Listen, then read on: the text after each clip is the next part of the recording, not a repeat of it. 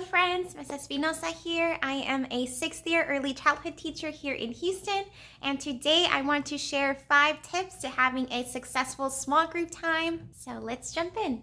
So first I want to start off by showing just what my small group area looks like this year. It is not a typical year because of COVID, so we were not allowed to have extra furniture in here.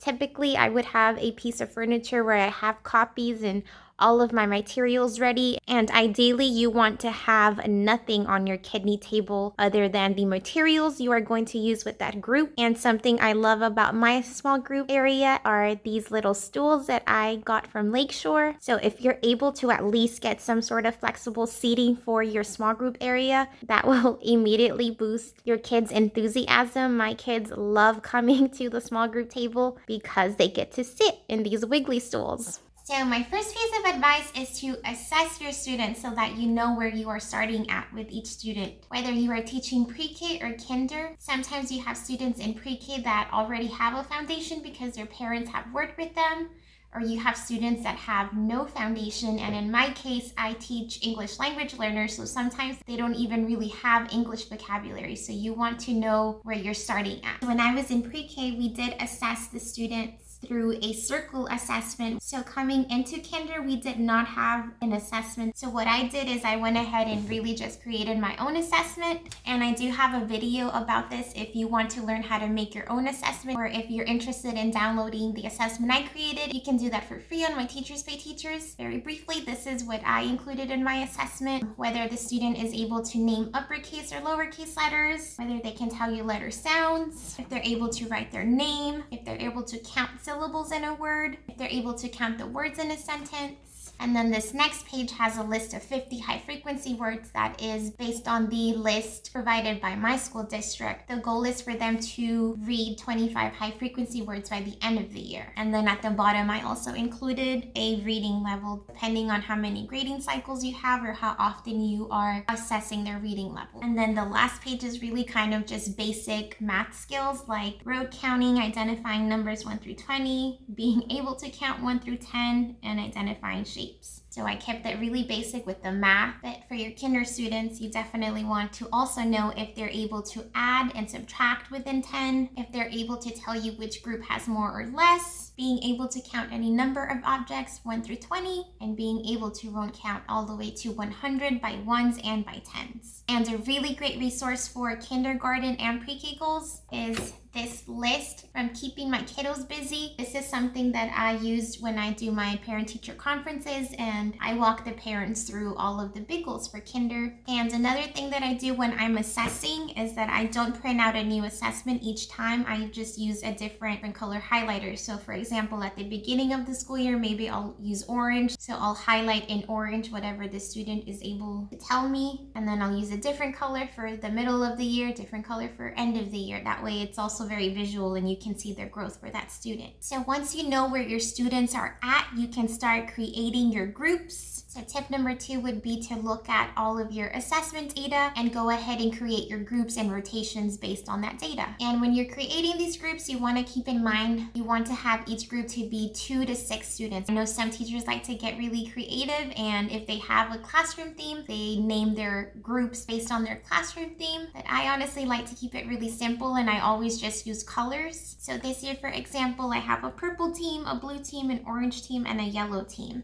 And my yellow team are like my lowest students.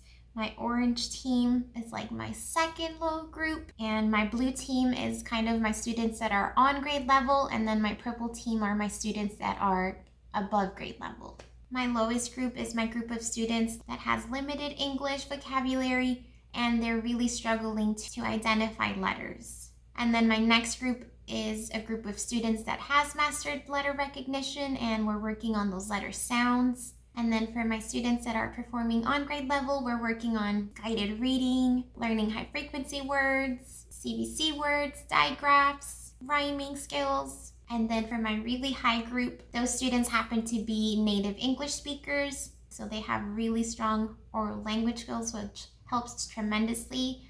And they're already reading on a level D. and doing first grade work. Depending on how much time you have for your center time, which I think for the most part for everyone, it's about an hour. So you can definitely squeeze in 2 to 3 groups, and you want to work for about 15 to 20 minutes with each group. This group of students that I have this year, it's the smallest class size that I've ever had. It's only 17 students. So that really allows me to spend a lot more time with them. So I'm actually spending about 25 to 30 minutes with each group. This is my very simple schedule. From 11:45 to 12:10, I work with my first group, and then from 12:15 to about 12:40, I work with my second group. And I meet with my high group Mondays and Fridays. I meet with my yellow group every day but Fridays, and I meet with my orange group twice a week, as well as twice a week with my blue group. So you definitely do want to meet at least 3 times throughout the week with your very low babies. And in a normal school year for kindergarten, we do follow the daily 5. One of my centers last year was the library. So my students have the option to retell books that we have read in the classroom. And something really great to have in the library when students are retelling are puppets. Especially if it's fairy tales, students love retelling fairy tales, and it's pretty easy to find retelling puppets. So for example, I'll leave the book inside of a Ziploc, and then I'll have the retelling puppets inside. But students can also take their book bags, and in their book bag they have text that we have read during guided reading or sight word readers. Because the majority of my students are English language learners, another skill that they have to practice a lot is rhyming. So I usually always have a rhyming center. Then I have a word work center, which is where they work on their sight words. They have different sight word activities. And then I'll also have a writing center, and sometimes they'll have writing prompts based on the book that we're reading. Sometimes I have journals for them that have generic prompts like their routine for bedtime, how they get ready for school in the morning, what their favorite weather is, what they like to do at the park, just things like that. And then the 5th center would be a technology center. They log into the iPads, and my school brought a program called Imagine Learning and Imagine Math. So it is a differentiated program that assesses each student and kind of determines what skill work they need to practice. And they usually log in for 20 to 30 minutes. But if they do finish early, they also have the option of logging into Mayon, which is an online library. And there I have created little playlists where mostly science nonfiction books is what we read on there. So they reread those texts. And the really amazing thing about Mayon is that it will read the books to them. So tip number 3 is to be purposeful and be ready whenever your students come to your small group table. If you are working within a 15 to 20 minute frame with each group, then your time is really limited and tight. So you have to have a game plan. You are meeting one-on-one with each student. So you probably literally have 3 to 4 minutes to work with each student. Have a plan for the week. What skills do you want to work on for the week? And just to give some examples of some things that I usually have in my small group caddy are these little mirrors when we are producing letter sounds. Working with English language learners, so sometimes they have trouble producing a sound. So we look at our mouth movement and what our mouth should be doing to produce that sound. I also have mini whiteboards. Having a timer is also a good idea. And then of course, like dry erase markers, pencils, writing utensils. I also usually have like these little dab markers. Other things could be magnetic letters or letter tiles or little flashcards. I just printed these out in a font that I like and is easy for my kids to read. I have number flashcards, tactile numbers, and this is another really awesome resource, letter and letter sound fluency strips. And I'm generally pretty good about saving all of my digital files that I use, but I cannot find where I got this resource from, but there's definitely very similar resources out there. Those are some of the things I keep in here. I know some teachers like to have like utility carts where they keep their copies and small group materials just ready to go and pull out. Definitely find some sort of organizational system that works for you. And for example, one of the activities that I do in my small group are these sight word readers from Lavinia Pop If you're interested in seeing sight word and CVC activities, I do have a video about that where I talk a little bit more about how I organize my sight word readers and kind of like the little packet booklet that goes along with this. But I always just have my sight word readers ready to go. I make a lot of copies at the beginning of the year so that I can just pull it out and I don't have to be worrying about, oh, I need to make more copies for this sight word. So this school year, I am keeping them in this little bin, but I usually have the specific sight word readers inside of my small group caddy.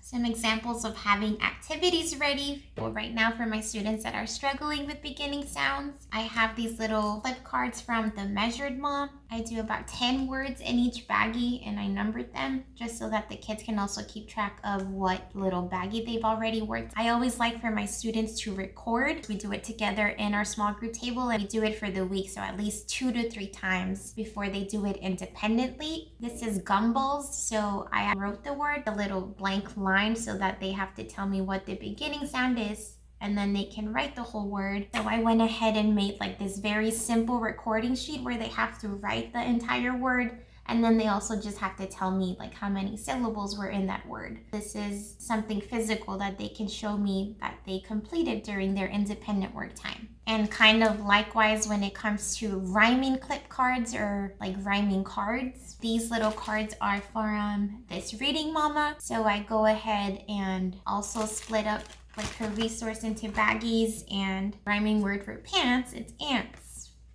So they have to tell me pants rhymes with ants. And this has also been a very cool recording sheet like this year, especially since I also went ahead and purchased Google Slides, and one of the Google Slide activities are CVC rhyming words. So it's been extra practice and extra great for my students, and it's just pictures. So if they're doing, you know, fox and box, fox rhymes with box, so it's great because they have to spell out the word fox and then the word box. Regardless of how you run your centers, whatever activities you have at your centers, your students should be able to do independently. Want no interruptions at all. And I know some teachers make anchor charts as visual reminders for their students not to bother them when they're at the small group table. My students know that when I am at my blue table with the group, I cannot help you. So some things to keep in mind are maybe having designated students to ask. I have specific students that I assign that are kind of like my assistants. So if I'm at my small group table, they have to go ask those students. And if they cannot help them, then regardless, they need to wait. And if they do try to come to my small group table while I'm working, I honestly just hold my hand up like this and they know stop and go.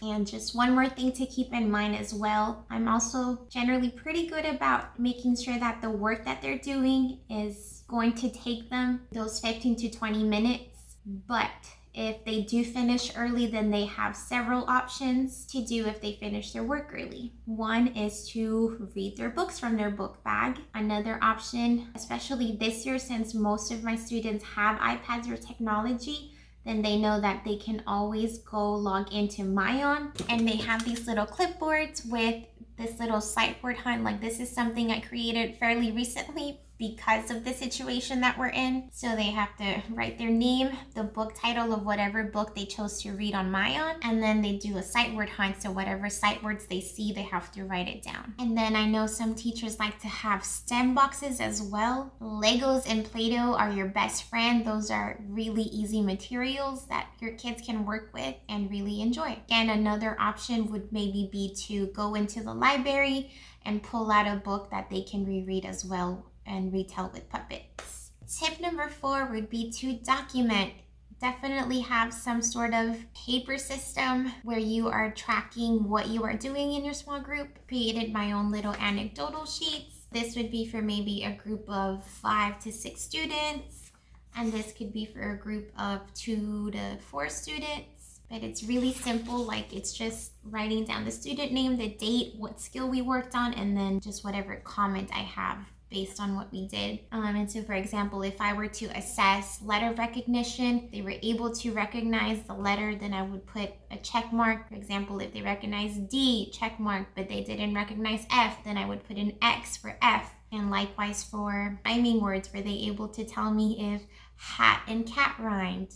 yes or no. Likewise for sight words, whatever sight words I'm asking them about, a check mark or an X, I keep it really simple. So I think this is a really easy way for you to keep track of anecdotal notes, and you can do it by group or you can track it by student. This is Pre-A anecdotal sheet template that I came up with, and it's like loosely based on something that Jan Richardson has. So if you are really looking to work on guided reading, Jan Richardson is kind of like the queen of guided reading, and our district did come up with this sheet based on Jan Richardson's method of guided reading. It's really busy, so I kind of condensed it into a Pre-A. Part 1 would be working with names, and we can have activities like what's missing, mix and fix, stamp it, rainbow write it, and we would work on that briefly for like 3 to 5 minutes. And once my students are ready for guided reading level A, I would switch part 1 to, instead of working with names, it would be working with sight word. And then part 2 of our small group is really where I spend most of our time, 13 to 15 minutes. But again, just depending on how much time I have with that group, we would work on letter sounds, syllables, rhyming words, beginning sounds, onset rhymes, CVC words, short vowel sounds. And then part 3 would be working with books. So again, depending on their level, if they are starting out with Pre-A, then I want to know, are they able to locate the first and the last word in a sentence, the first and the last letter in a word, count the letters in a word, count the words in a sentence, if they can locate the punctuation, show me where uppercase letters are. And then once you're moving up on guided reading, you're looking more closely at if they're using picture clues to decipher a word, locating a sight word. If they are reading something with characters, are they able to make like that inflection when they're reading, asking them what they read, trying to help them make connections on if the book reminds them of something they've done. Is that book like another book they've read? Have they ever felt the way the character feels and why? What's their favorite part? Was there a problem in the story? Was there a solution? Depending on your school, you may have a specific way, specific expectations about how you need to document what you do in your small group. Find something that works for you. Keep all of my documentation, my anecdotal notes here in this folder. So if any administrator wants to see what we've been working on, I can just have it on file here. Another great thing to do is to keep work samples. I do have individual data folders for my students. So I keep the kinder assessment that I showed you guys, and then I also try to have monthly writing samples. When I was teaching Pre-K, I did have a Head Start co-teacher, and they were really wonderful about keeping monthly work samples. They actually referred to them as portfolios. So every month they would collect like a self-portrait and like just some sort of small group activity. So that's also something to keep in mind as far as documentation for your students.